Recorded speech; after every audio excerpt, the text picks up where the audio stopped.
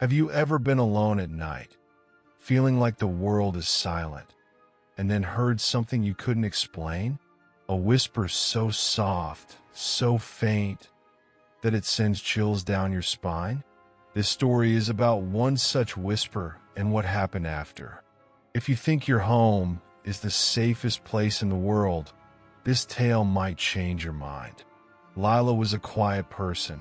She loved the calm of her small apartment, especially at night. It was her little sanctuary, a place where she could unwind after a long day. But one night, everything changed. It started with a sound so faint that she almost didn't notice it. Lila, she froze. It was late, and she was alone. The sound was soft, almost like the wind, but it wasn't. It was her name. She looked around, her heart racing, but everything seemed normal. She told herself it must have been her imagination. After all, who could be calling her in an empty apartment? Would you have dismissed it too?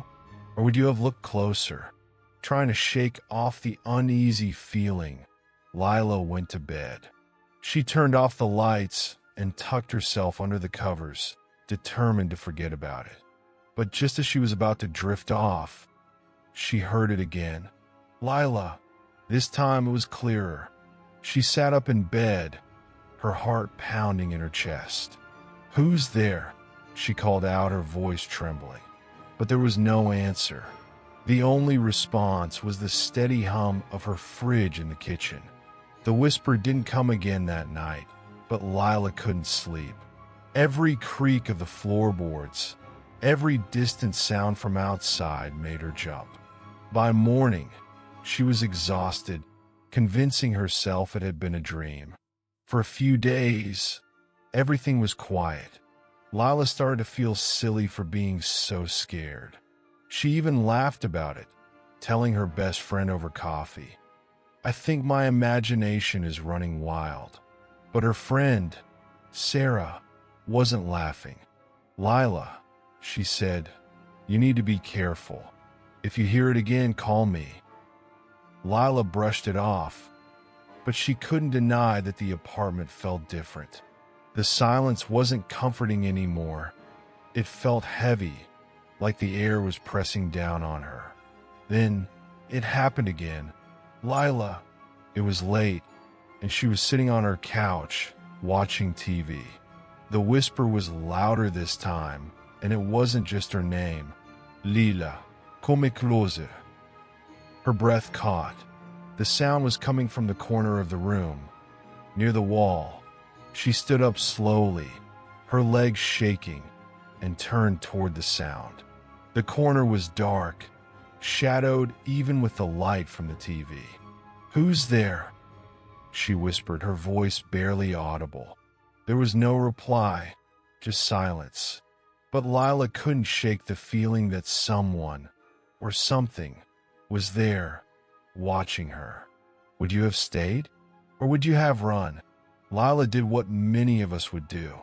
She grabbed her phone and called Sarah. "I think someone's in my apartment," she whispered, her voice trembling. Sarah told her to stay on the line and call the police, but Lila hesitated. What would she even tell them? That she heard a voice in the dark? Instead, she searched the apartment herself, clutching a flashlight in one hand and her phone in the other.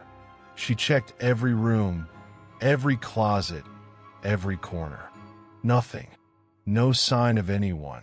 But the feeling didn't go away. That night, Lila didn't sleep. She left the lights on and sat in her bed, waiting for the whisper to come back. But the only sound she heard was the ticking of the clock on her wall. The next morning, Sarah convinced her to stay at her place for a while. "You need a break," Sarah said. Lila agreed, hoping that leaving the apartment would make the whispers stop. But they didn't. Even at Sarah's house, Lila couldn't escape the feeling of being watched. And then, late one night, as she was lying in bed, it happened again. "Lila." This time, the voice was different. It wasn't soft or distant. It was right next to her ear. She screamed, waking Sarah, who ran into the room. "What happened?" Sarah asked, but Lila couldn't explain. The whisper was gone, but the feeling remained. Something was following her. The next day, Sarah called a paranormal investigator. At first, Lila thought it was ridiculous. Ghosts? Spirits? That wasn't real, right? But as the investigator set up his equipment in her apartment, Lila couldn't help but feel a glimmer of hope. Maybe he could explain what was happening. The investigator was calm and professional. He set up cameras and audio recorders around the apartment, telling Lila to go about her night as usual. "If there's something here," he said, "we'll find it." Lila spent the evening at Sarah's, too scared to stay in the apartment. When she returned the next morning, the investigator was waiting for her. His face was pale, and his hands were shaking.